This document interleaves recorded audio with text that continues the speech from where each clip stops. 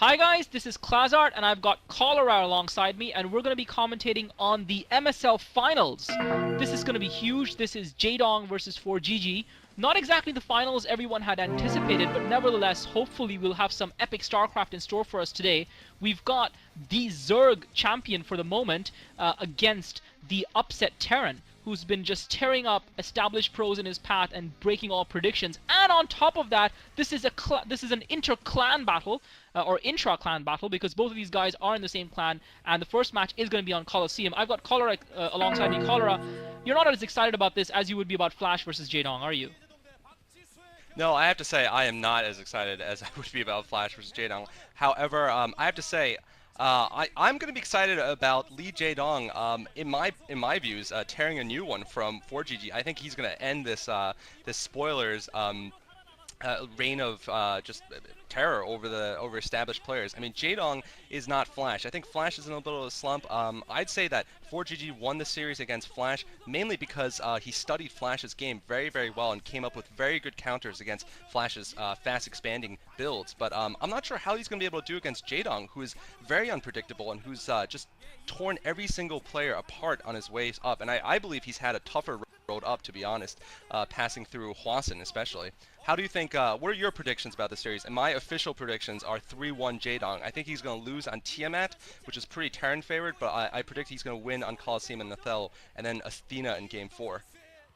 See, here's the thing. I think Colosseum is the wild factor here because it's being played twice, and it does favor Terrans, although Jaedong is someone who's able to exploit it quite well as well.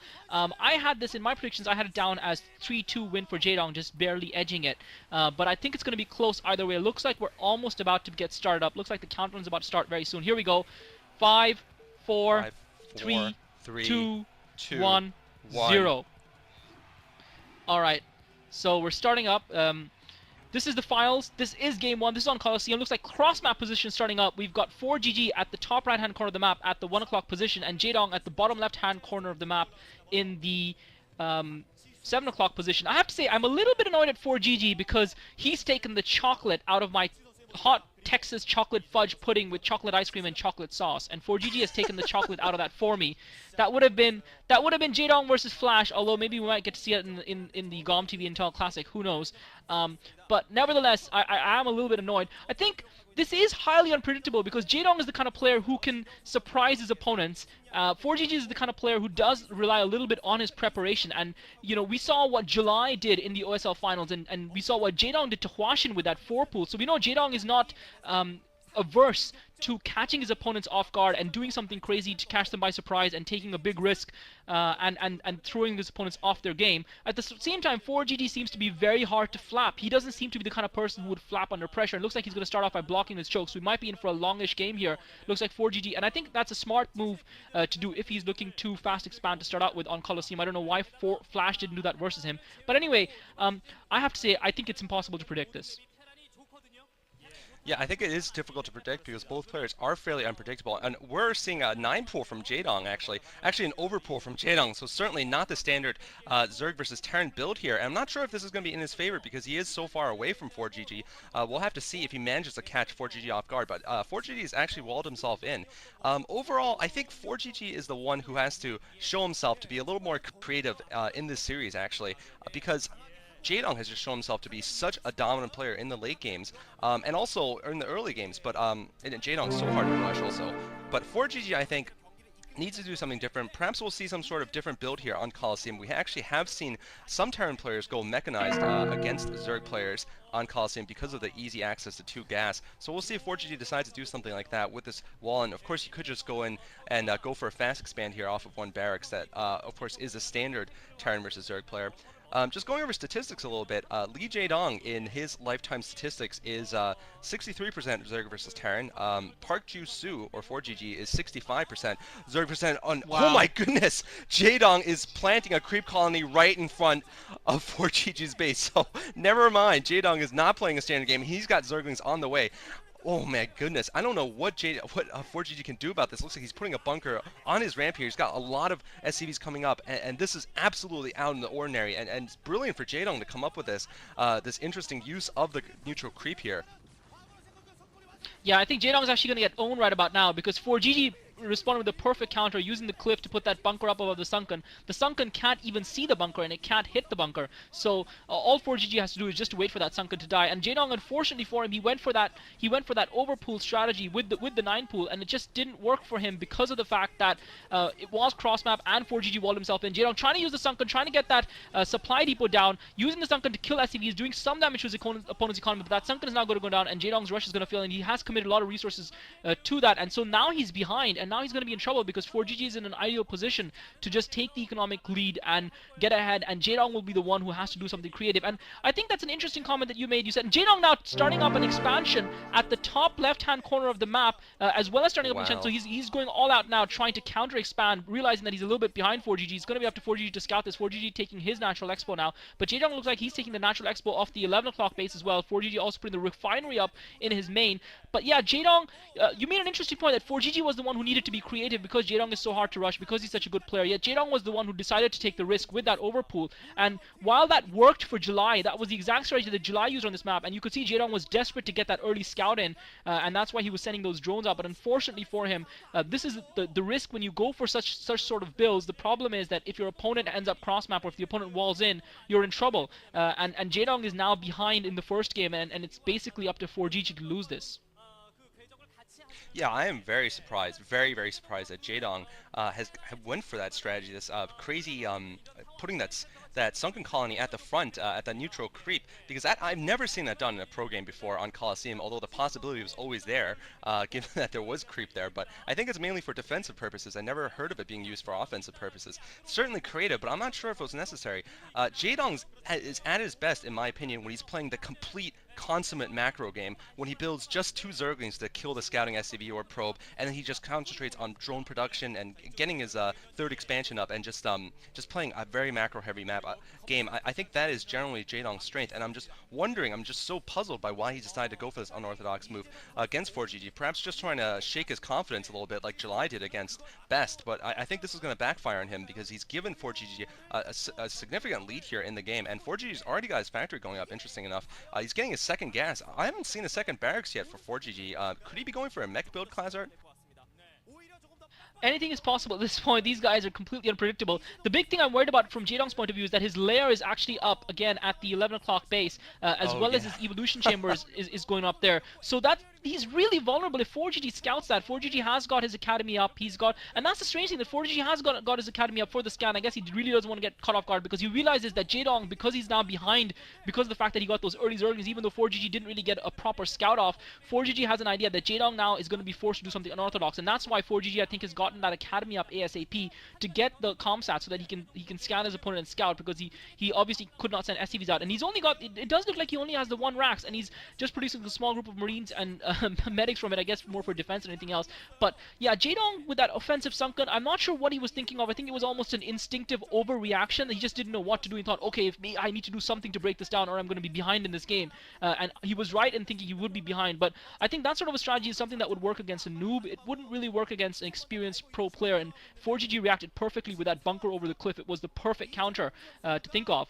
Meanwhile, Jaedong looks like he's getting a spire up. So Jaedong has he has sort of pulled it back in terms of getting that 3rd gas going, so he's got that expansion, and it's just a matter of the scout for ForGG. But ForGG is already getting his starport and control tower up, so it looks like ForGG looks like he's going to be, and he's getting a science facility very early on. I'm not sure what exactly his plans are. I thought initially maybe he might be trying to get drops going, but he hasn't even built a machine shop, so it looks like he might be going for some sort of a bio build, but he doesn't have the barracks, so he's only got 2 racks at the moment, and he's going to have very early science facilities. So I guess he fears Jaedong either coming in with lurkers or something, and he wants to be prepared for that. Now he's putting the 3rd racks down, so it looks like we might indeed be seeing a bio build for GG.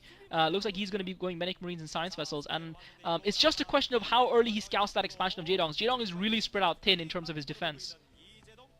Yeah, and the fact that Jaedong put all of his tech at his corner building is going to make ForGG very suspicious. I think that was actually a mistake. And ForGG producing a dropship here, so he is going to be going for a drop. What I meant was, if he had put his lair and his spire around his main, perhaps ForGG would not have had the need to go and scan probably every location in the map possible, but he probably has scanned Jaedong's expansion because of the lack of buildings in his main, and Jaedong's going to be in huge trouble here. ForGG has gone for the fast starport, very innovative strategy, very different strategy. Reminds me of sort of old school Boxer plays when he went for rushes to to Science Facility, and he was the master of the dropship, and looks like ForGG is definitely taking a page out of his book here. He's going to be going for this drop behind the lines here, and only Mutalisks up for Jaedong, although I suspect there should be about 9 Mutalisks coming up. For some reason, I only see 1 Mutalisk. I think, where are the other Mutalisks? I have no idea. And oh, this is absolutely disastrous for Jaedong. He's lost his Spire, which was at that hidden location, and just absolutely, I think an unnecessary mistake there, a necessary thing there for him to put that lair at that expansion, because it's only going to make ForGG suspicious about him having a hidden expansion, and ForGG was not tricked at all by what Jaedong did. He just immediately found it, probably using scan, and now Jaedong is in a world of hurt. I don't see how he can come back from this. He's lost all of his tech. He's morphing his hive at this expansion. I guess it's the only place he could possibly do so. Finally, he's got a couple of Mutalisks, and they're going to pick off this Marine there, but I don't see any other tech in his building. Perhaps he has a Hydralisk den actually in his main researching lurkers, but this is an absolutely brilliant strategy from ForGG, I would say. Definitely playing non-standard here, going for the science vessel rush here, the starport rush, I guess, and now he has at least 1 science vessel around now. So I have to say, Jaedong has to pull something miraculous to come back in this game and win. Yeah, Jaedong a little bit late on the Mutalisk. I guess he had the 1 Mutalisk house. He was using his resources elsewhere. He'd already used his larvae up, and therefore hadn't started Mutalisk up with his other larvae. And unfortunately, he lost his Spire, and that's going to cost him big time. Now drop again coming in this time on his main, and Jaedong is spread pretty thin. He does have a group of Mutalisks. Looks like he might actually be anticipating this, and he might actually be able to intercept that dropship, and this would be huge for Jaedong. It would give him a little bit more time in this game. He is actually going to take that dropship down. Jaedong, with great anticipation, that dropship is going to get taken out before it can drop everything, and that's going to help Jaedong a huge way. You actually said, funnily enough, you actually said exactly what you actually said exactly what I was thinking at that point in time, funnily enough, when with regards to Jaedong's placement of that layer. I don't see what possible benefit he could have gained by putting that layer up at the 11 o'clock position, because ForGG was bound to get some sort of scout off in his main, and normally when you scan an opponent's main, you don't see the layer there. You want to know what their tech is, you're going to scan the Natural Expo. You don't see in the Natural Expo, you're going to assume that they're going to have something somewhere, just from the sheer number of buildings they have in his main. The pros are too good just to think, oh, he's still only got 2 hatcheries. So I think obviously the 2 comsats enabled ForGG to get that scan off, and yeah, it was a little bit naive of Jaedong, and also the difficulty of defending his tech. I mean, if he had no tech there, if his tech was available to ForGG would have been less likely to have spotted that base, and Jaedong would have been able to mine from it without probably being attacked for some time. Now he's going to worry about defending on multiple fronts, and that's going to make it very difficult for him. He has managed to get his lair up, he's got his Defiler den up and running, and he's now doing some decent harass on ForGG, but ForGG has built a decent force up. He's not had any harass done on his base thus far. He hasn't had his economy damaged at all by Jaedong. Jaedong's got loads and loads of Sunkens, but it is still vulnerable to drops, and that's the tech that ForGG has gone for. And unfortunately for Jaedong, ForGG has done everything right in this game in terms of countering his strategy, and Jaedong's done everything wrong. Yeah, absolutely. I mean, this is just, I had to say it, but it looks definitely not like pro StarCraft play from the Zerg player. I mean, he's got a lot of sunken colonies and yet no lurkers. I was mistaken in saying there was a Hydra stand. I guess he's been forced into this corner by his admittedly poor play in the beginning, surprisingly poor play, and by his bizarre choice-making, decision-making, and he's been forced to go for all these sunken colonies at every base. And of course, sunken colonies are just not effective against a late-game army where you have those dropships and that mobility. Now he's gone for an Ultras den in his Ultras Cavern in his main base. I'm not sure if he has the resources yet to do that, to go for any significant number of Ultras, although I guess he's decided it's too late to go for Lurkers. He might as well just go for the endgame units. And oh, nice Irradiate there, but also a nice pull there. Jaedong managing to pull that Mutalisk that was being irradiated, but also losing a Scourge while trying to take down that Science Vessel. So Jaedong has 2 Evolution Chambers. He's going for those mass upgrades for his melee and his armor probably. I think +1 armor already up for Jaedong, but he's going to have a lot of trouble here defending, I guess, until his Ultras come out, although those sunken colonies, I guess, would be beneficial. Oh, Jaedong's not pulling it! Although there was only 1 of the Mutalisks, so I guess it wasn't too bad of a mistake there, but a large force of Science Vessels and Medic Marine for ForGG, and Jaedong is going to be facing a lot of heat at the upper left before he's gotten his Ultralisks out yet, and I think this is going to be very, very bad for him if he loses that those sunken colonies blocking there. Yeah, I think strangely enough, because of the position that Jaedong's in, a static defense was almost the better option because he just if he tried to build lurkers and try and play the standard game, he was so far behind that I don't think he would have been able to cope in terms of unit numbers and to be able to actually affect enough damage and to have movement around the map. But unfortunately, the static defense is hugely vulnerable to the drops, and I thought that ForGG would be concentrating primarily on science vessels with his starport, but I think he might actually have had a couple of starports with control towers because he's now got a fleet of about 4 dropships, and I think Jaedong is going to be defenseless against this. I think he does have a couple of scourges, but he's not going to see this coming. He's going to first have his attention drawn away by the medic and marines and the science vessels. Jaedong sending a group of Zerglings out. Unfortunately, Zerglings getting caught out, and the drop is going to come in behind those units, and it's going to be interesting to see which direction ForGG goes for the drop. Jaedong does have a number of, and brilliant by ForGG, he lures all of the, Jaedong takes out about 4 of the science vessels, but ForGG is now going to get a drop of about 4 dropships in Jaedong's main, and Jaedong's main is going to be decimated. He's going to lose all of his tech here. Luckily for him, he's got a group of Zerglings popping up, but those Zerglings aren't going to be nearly enough against these masses and masses of medic and marines coming from 4 dropships. This is a massive drop by ForGG. Jaedong's managed to pull a Defiler back, though it's gotten irradiated. He's just managed to get the Defiler swarm up. He has Zerglings there, but ForGG is just going to be able to move around that swarm and attack those Zerglings. Jaedong doesn't have nearly enough to defend. He's already lost a building that was morphing. Now he's going to lose 2 evolution chambers. He's possibly going to lose his Queen's Nest as well. The Queen's Nest is not an issue, but really this base is hugely vulnerable, and Jaedong seems to be defending reasonably okay. ForGG hasn't moved all of his medic and marines out from under that Defiler swarm, but now he's bringing in more units with his 4 dropships. And again, for some reason, he's staying within the range of that swarm. There's other places where he can drop it, but Jaedong's losing his tech bit by bit here, and he just doesn't have the number of Zerglings he needs to really do anything effective against ForGG. ForGG now finally moving out of the swarm, and Jaedong's having to send Zerglings out almost from the top of his base all the way down south. He's got Ultralisk finally popping, but crucially for him, he would have been researching something in those evolution chambers, and his research is going to get slowed down. He is 1-2 upgraded, and actually he's level on upgrades with ForGG because ForGG is 1-2 as well, and now Jaedong's got the Zerglings and the Ultralisk, so he's going to be able to clear this out without losing too much tech, but it still hurt Jaedong, no doubt. I've got to say, both players actually taking the blow. ForGG drawing Jaedong's forces out with the science vessels, but critically, Jaedong at least didn't waste those scourges. He managed to take out about 4 or 5 science vessels, leaving ForGG with only the 1. But those science vessels aren't that critical for... I suppose they will be critical against those Ultralists, but now ForGG's got but he's still got his massive dropship fleet, and now that's going to focus his attack, and he's going to be able to now attack the top base at the 11 o'clock position. Jaedong's going to struggle to defend this. A huge amount of Scourge, but coming just too late for Jaedong, and now the Marines have landed. I'm amazed how many Ultralisks, by the way, ForGG managed to take out with just a handful of Medic Marines. I think because just the building positions and good Medic Marine micro, he managed to just take down 4 or 5 Ultralisks, I think, without losing that, well, finally losing his Medic Marines, but just very heroic Marines there, managing to take so many out. And now Jaedong is struggling once again to hold this base at the upper right. Looks like he'll be able to take down this force with just Zerglings here. It seemed that the medics were probably lost in the dropships that got Scourges, and now the Ultralisks are out. So I won't say Jaedong's out of this game yet, actually. He's made a good recovery, and so far ForGG's dropship play has actually turned out not to be successful. When I saw those 4 dropships going towards his base, I thought this was game for Jaedong, but Jaedong managed to pull it off with some excellent swarm.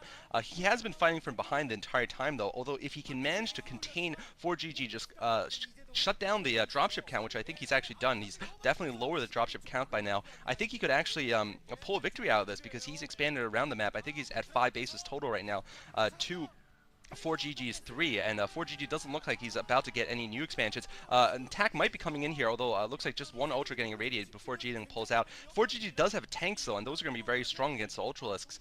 So Jaedong needs to be very careful about how he commits with the Ultras, because now he's the one with the capital units. He's the one who needs to save those Ultralisks, and without them, he will certainly lose the game very quickly if he loses a large number of them. And I do have to say, one other factor I think might be playing into this is the fact that they are both on late cap odds. As you said, this is an intra-clan, intra-team, internecine warfare here, a civil war between these 2 players. So both these players have probably known each other's playbooks. I mean, I know they practice separately when they're facing each other in the finals. That's generally team rules, but they definitely know each other's their playbooks. So perhaps both are trying to do something unorthodox this game, and hence we've ended up with this very exciting but strange game. Jaedong going for the offensive sunken, and 4GG going for the fast starport with dropships. Just a very interesting game. Of course, Coliseum definitely has something to do with it also. And in every civil war, really, I find them to be, in history, civil wars are the wars that are fought most intensely, and this is definitely going down towards that path right now.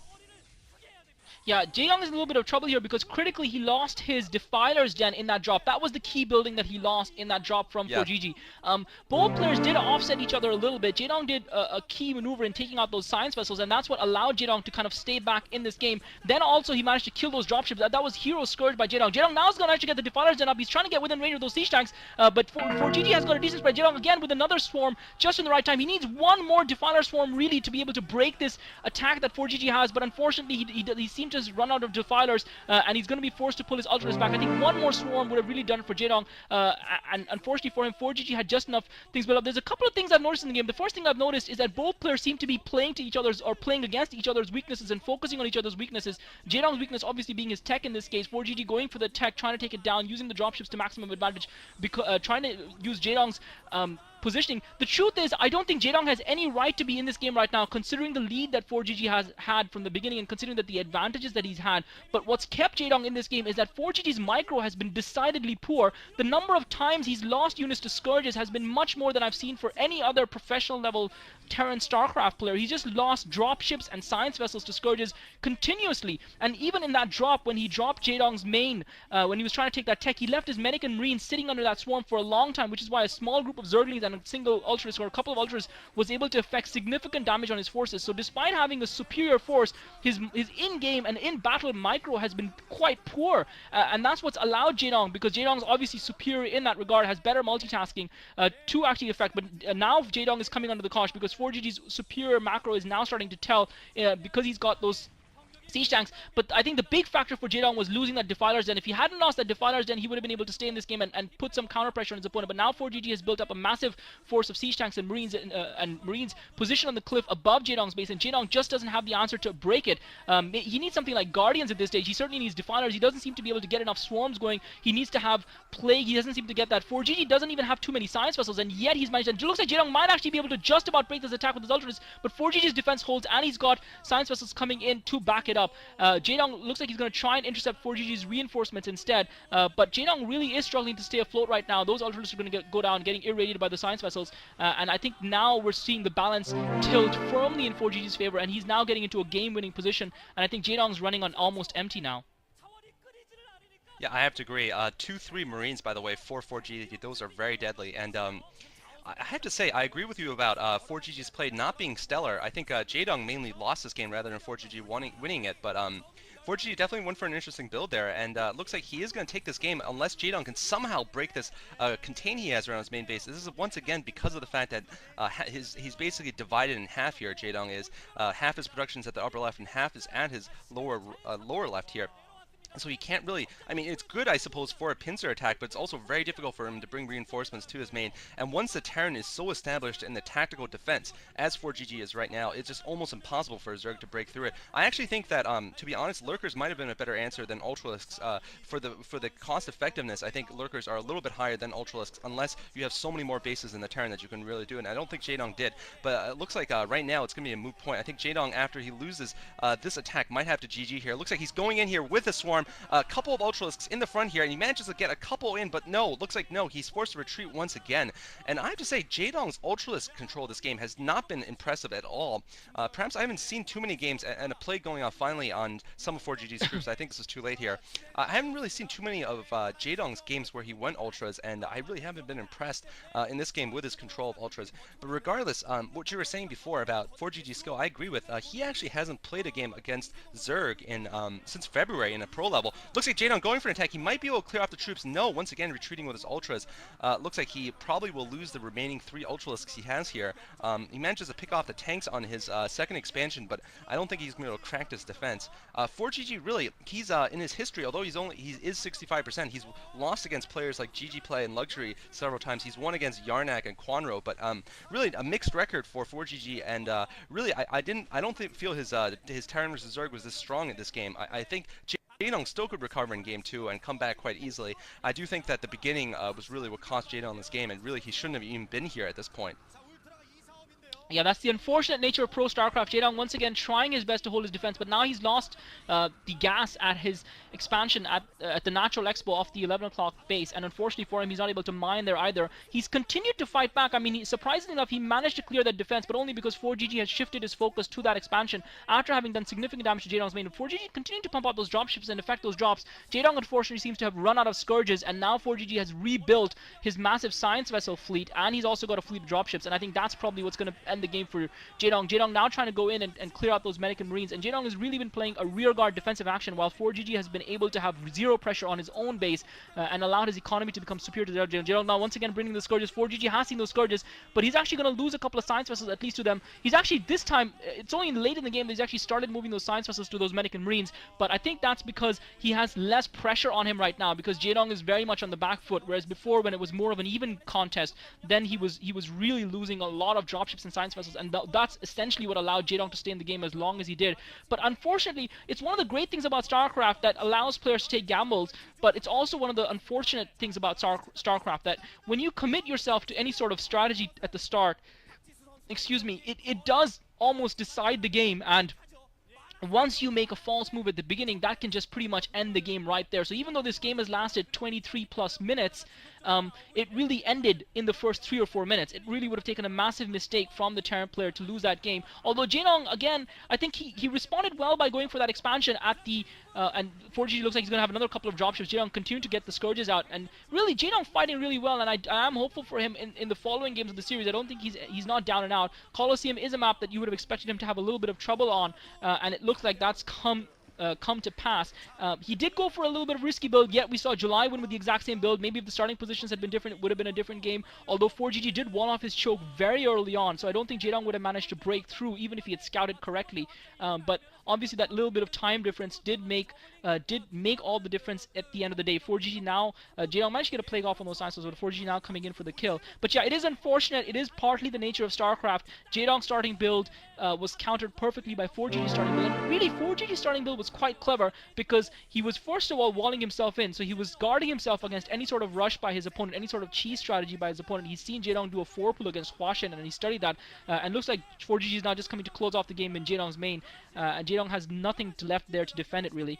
So first of all, he would have defended against that. Secondly, with that build, he was also going to be able to expand fast and get his economy up and running, so if his opponent was macroing up, he would have been in a good position to defend against that, and at the same time, he was going to get the drop ships going, so he would have been able to strike out his opponent on a map which spreading out can be difficult on. So ForGG, I think, played a very clever game overall, and you've got to give him a lot of credit for it. So GG there. ForGG takes the first game in a surprise victory against Jaedong, who made a couple of key errors, it has to be said. Yeah, but I have to say, going back to what you were saying right in the beginning about Flash versus Jaedong, I definitely noticed one difference was that 4GG didn't go for his expansions until fairly late in the game. Even though he had map control from his science vessels onwards, from when he got his science vessels onwards, he didn't get his fourth base until quite late in the game, and Flash definitely would not have done that. The macro Terran would have just gone and gotten 4 or 5 bases by the time the game reached Ultralisks, and he would have just sealed the game much faster. So I don't think 4GG's play was absolutely that great this game. I do think that Jaedong was the one who made the mistakes, particularly the 2 mistakes, going for that sunken colony, which was just bizarre, and then placing his expansion at the 11 o'clock, and then placing all of his tech there so that it would inevitably be scouted, and I think those cost him the game. But I still think that Jaedong is looking near his best towards the end game, and so I see a lot of hope for him to do well in the next map, which is Othello.